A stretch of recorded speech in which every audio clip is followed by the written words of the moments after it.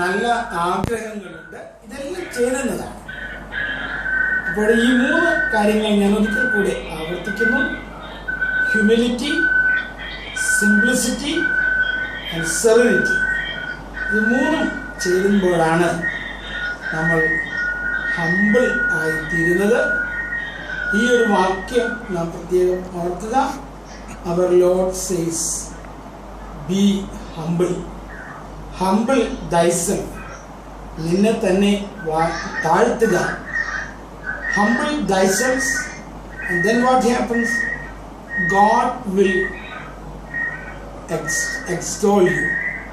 നാം നമ്മെ തന്നെ താഴ്ത്തുമ്പോൾ നമ്മെ ഉയർത്തും എന്നുള്ള വസ്തുത നമ്മൾ മനസ്സിലാക്കുക. ഒരു കൊച്ചു കഥ, സംഭവ കഥ പറഞ്ഞുകൊണ്ട് ഞാൻ അവസാനിപ്പിക്കാം. ഇവിടെ കർത്താവിൻ്റെ ബെത്ലഹേം പുൽക്കൂട് നമുക്ക് അറിയാം.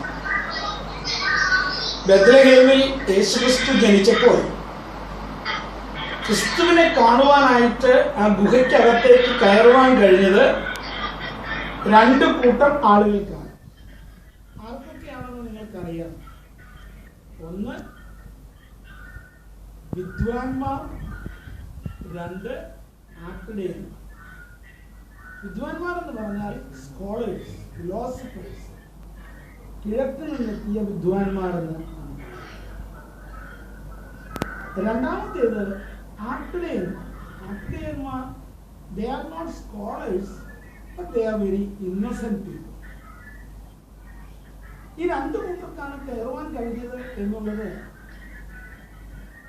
വളരെ പ്രസിദ്ധനായ ഫുൾട്ടൺ ജെ ഷീൻ എന്ന 1960കളിൽ ജീവിച്ചിരുന്ന ഒരു ബിഷപ്പ്, ന്യൂയോർക്കിൻ്റെ കാത്തലിക് ബിഷപ്പായിരുന്നു അദ്ദേഹം ദ ലൈഫ് ഓഫ് ക്രൈസ്റ്റ് എന്ന വളരെ പ്രസിദ്ധമായ ഒരു പുസ്തകം എഴുതിയിട്ടുണ്ട്.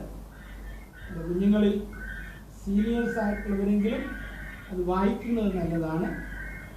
ആ പുസ്തകത്തിൽ അദ്ദേഹം പറയുകയാണ്, വിദ്വാൻമാർക്കും ആത്മീയന്മാർക്കും അതിനുള്ള ഭാഗ്യം ലഭിക്കാനൊരു കാരണമുണ്ട്. അതെന്താണ്? ഈ 2 കൂട്ടർക്ക് ഇവർ 2 പേരും കുനിയുവാൻ മടിയില്ലാത്തവർ, നന്നായി പഠിച്ചിട്ടുള്ളവർ, നന്നായി കാര്യങ്ങൾ അറിയുന്നവർ. അവർക്ക് തലകുനിക്കുവാൻ മടിയില്ല. അവർക്ക് കുനിഞ്ഞ് അവിടേക്ക് പ്രവേശിക്കുവാൻ കഴിയും. അതുപോലെ തന്നെ ഇന്നസെന്റ് ആയിട്ടുള്ളവർക്കും അവർക്കും കുനിയുന്നതിന് മടിയില്ല. എന്നാൽ വേണ്ട പോലെ അറിവില്ലാത്തവർ, ജീവിതത്തിൽ കാപട്യമുള്ളവർ, അവർക്ക് കുനിയുവാനായിട്ട് പ്രയാസം. അങ്ങനെ ആ വിദ്വാൻമാരെ പോലെയും ആട്ടിടയന്മാരെ പോലെയും നമ്മെ തന്നെ താഴ്ത്തുന്നവരായി, ദൈവസന്നിധിയിലെ തലവണക്കുന്നവരായി, കർത്താവിൻ്റെ കുരിശിന് മുൻപാകെ മുട്ടുകുത്തി നമ്മെ തന്നെ താഴ്മയെ പഠിപ്പിക്കുന്നവരായി തീരുവാൻ ഈ OEBS മുഖാന്തരമായി തീരട്ടെ. ഒരിക്കൽ കൂടെ റിയാദിലെ നമ്മുടെ മാർ ഗ്രിഗോറിയോസ് കോൺഗ്രിഗേഷനിലെ എല്ലാ OEBS പ്രവർത്തകർക്കും എല്ലാ ആശംസകളും നേരുന്നു.